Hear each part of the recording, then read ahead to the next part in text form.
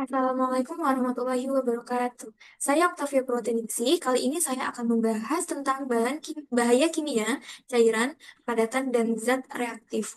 Pada pembahasan kali ini terdapat 5 topik. Yang pertama itu topik cairan mudah menyala, yang kedua itu padatan mudah menyala, yang ketiga itu zat suara reaktif, yang keempat cairan piroforik, dan zat suap panas. Nah, pada topik pertama yaitu cairan mudah menyala atau flammable liquid, yang artinya cairan yang sangat cepat terbakar bila terkena sumber panas, percikan api, atau nyala api. Sifat mudah menyala ini ditentukan dari titik nyala cairan, yaitu suhu terendah di mana cairan tersebut menghasilkan uap yang cukup untuk terbakar di udara. Lalu ada klasifikasinya berdasarkan titik nyala dan regulasi B3. Yang pertama kategori mudah menyala, di mana titik nyala itu kurang dari 0 derajat Celcius. Contohnya seperti ether diethyl dan propana. Terus kategori yang kedua itu juga mudah menyala, bedanya titik nyalanya itu di atas 0 derajat sampai 21 derajat. Contohnya bensin, etanol, dan aseton. Nah, yang ketiga itu sangat mudah menyala, di mana titik nyalanya dari 21 derajat Celcius sampai 60 derajat Celcius. Contohnya metanol dan terpentil. Dan yang eh, terakhir itu cairan mudah terbakar, ya, di mana itu di atas 93 derajat Celcius, contohnya diesel dan minyak tanah.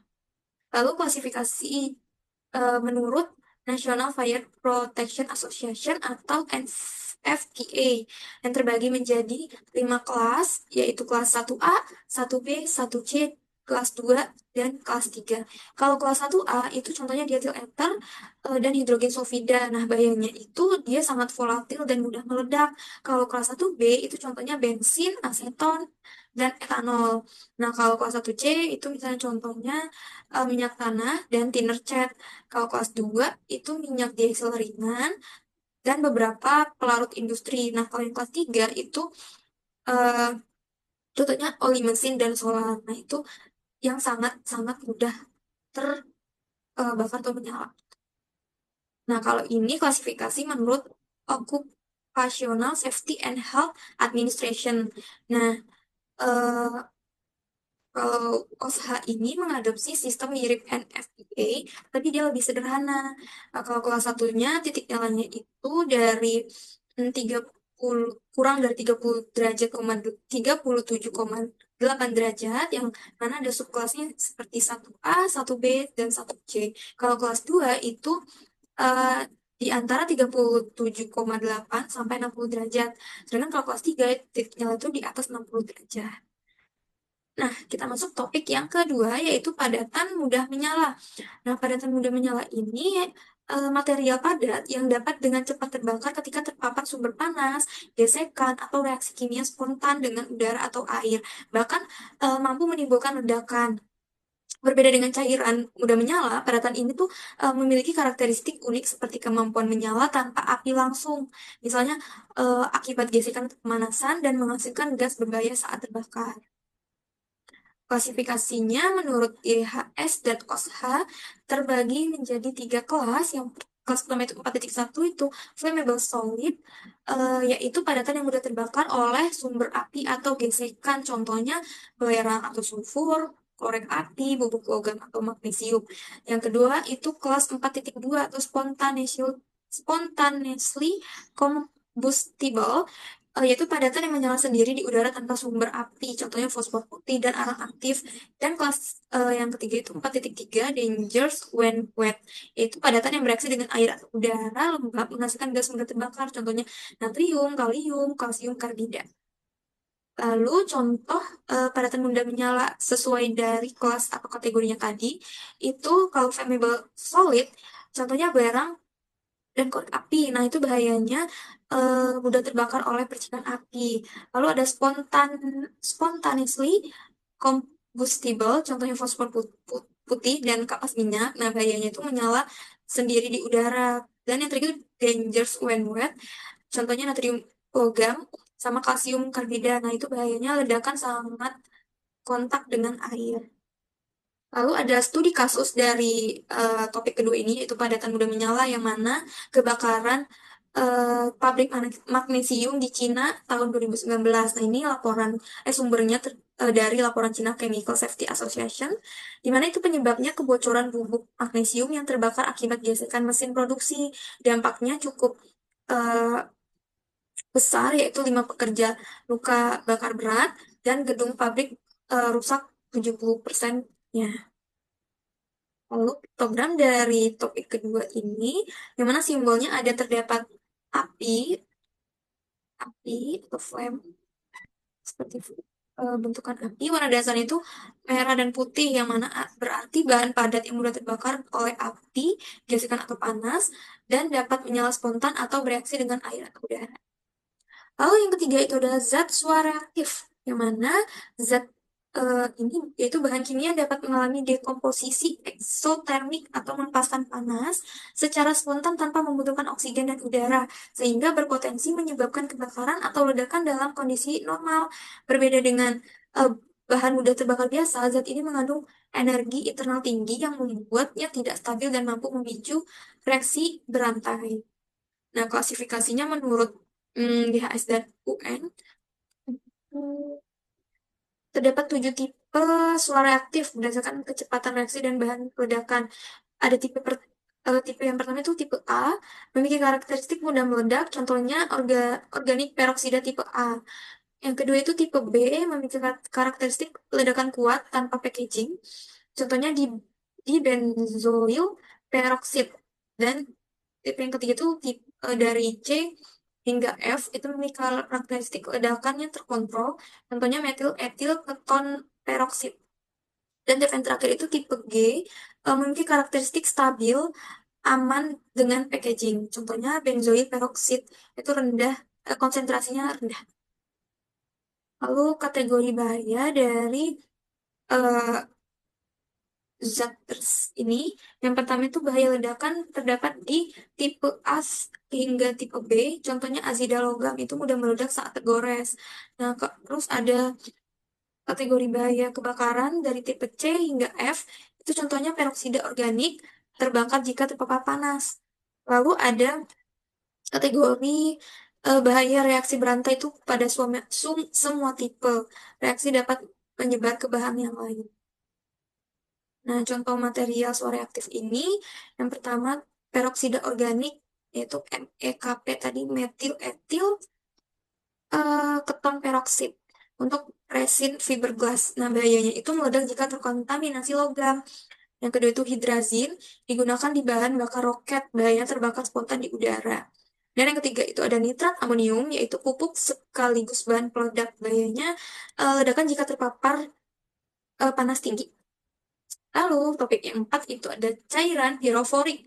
Apa itu cairan piroforik? Nah, cairan ini adalah bahan kimia berbahaya yang memiliki kemampuan menyala secara spontan ketika terpapar udara pada suhu normal, yaitu kurang lebih 54 derajat Celcius tanpa memerlukan sumber penyulut eksternal seperti api atau percikan. Kelompok cairan ini terutama terdiri dari eh, senyawa organologam atau seperti trietil aluminium dan logam alkali cair seperti natrium atau kalium cair yang sangat reaktif eh, terhadap oksigen dan kelembapan udara. Ciri khas dari cairan piroforik ini, dia reaksi eksotermik yang sangat cepat dengan udara menghasilkan nyala api seketika disertai pelepasan panas tinggi. Banyak diperparah karena cairan ini seringkali tidak menunjukkan tanda-tanda visual sebelum menyala, sehingga memerlukan penanganan khusus dengan atmosfer inert atau nitrogen ataupun argon. Nah, selama penyimpanan dan penggunaan, contoh paling umum adalah itu tadi ada trietil aluminium yang digunakan dalam industri polimer, di mana satu tetes saja dapat menyebabkan kebakaran instan bila terkena udara terbuka. Hmm, Lalu ada klasifikasi bahayanya berdasarkan GHS dan NFPA. Pertama itu kategori kelas 1, karakteristiknya menyala kurang dari 5 detik di udara, contoh cairannya itu diethyl seng dan triethyl aluminium. Kelas 2 itu memiliki karakteristik menyala dalam 5 sampai 30 menit cairannya. Contoh cairannya itu bubur logam alkali, yaitu Na atau K cair, natrium atau kalium cair. Lalu ada kategori kelas ketiga, itu karakteristiknya menyala lebih dari 30 menit. Itu contoh cairannya minyak biji rami tertentu. Lalu ada contoh cairan piroforik, terbagi menjadi tiga. Yang pertama senyawa organologam. Em, Lalu ada logam cair dan larutan piroforik. Nah, kalau senyawa organologam ini tadi ternyata udah butilium, butilitium atau industri farmasi itu bereaksi dengan air dan udara. Kalau logam cair seperti natrium cair itu ledakan dan nyala kuning. Kalau kalium cair itu lebih reaktif daripada natrium. Lalu kalau larutan piroforik itu bubur litium dalam minyak mineral itu terbakar jika terpapar udara.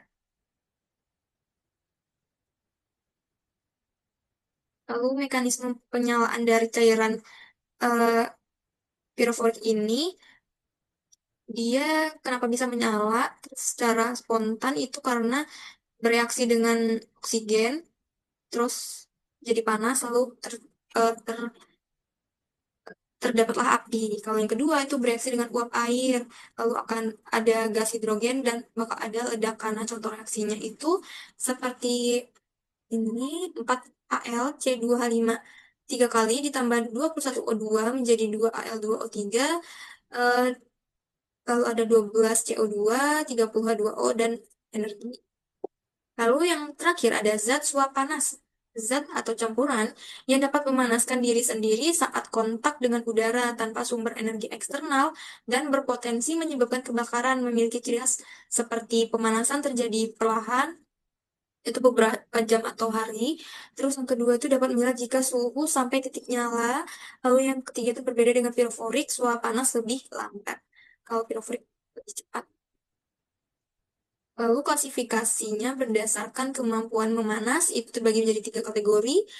Yang kategori pertama, kelas pertama itu memiliki karakteristik tidak berbahaya, itu uji negatif. Contoh materialnya pasir kering. Nah, yang kedua itu kelas 2 itu karakteristiknya memanas tapi tidak menyala. Dan contoh materialnya itu bubuk biji kapas. Lalu kategori yang ketiga yaitu kelas 3 karakteristiknya memanas hingga menyala. Contoh materialnya asam arang basah dan minyak biji rami. Nah, mekanisme pemanasannya yang pertama itu reaksi dengan oksigen, misalnya oksidasi minyak. Lalu yang kedua itu aktivitas mikroba pada material organik. Yang ketiga itu dekomposisi eksotermik pada limbah kimia. Nah, pada zat suap panas ini terdapat kasus nyata juga yang mana itu terjadi kebakaran gudang kapas di Texas, Amerika Serikat pada tahun 2019. Penyebabnya itu tumpukan kapas bekas atau limbah tekstil mengalami pemanasan sendiri akibat fermentasi mikroba dan oksidasi. Nah, faktanya suhu internal tumpukan mencapai 200 derajat Celcius sebelum menyala. Kebakaran berlangsung selama 3 hari karena sulit dipadamkan.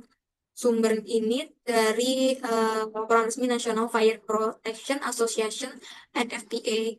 Nah, karena kasus ini selama 3 hari sulit dipadamkan karena kalau tidak salah ada hujan juga, jadi dia tidak bisa dipadamkan oleh air karena bakal memperparah kebakaran. Jadi bisa disolusikan dengan em, pasir kering.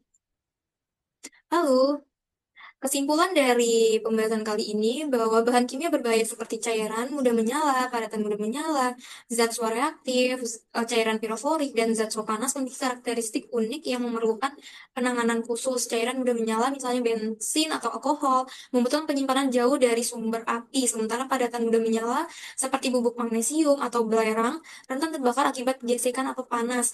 Nah, zat suar reaktif, contohnya peroksida organik, dapat meledak karena dekomposisi internal. Sedangkan sedangkan cairan piroforik seperti triethyl aluminium menyala spontan saat terkena udara.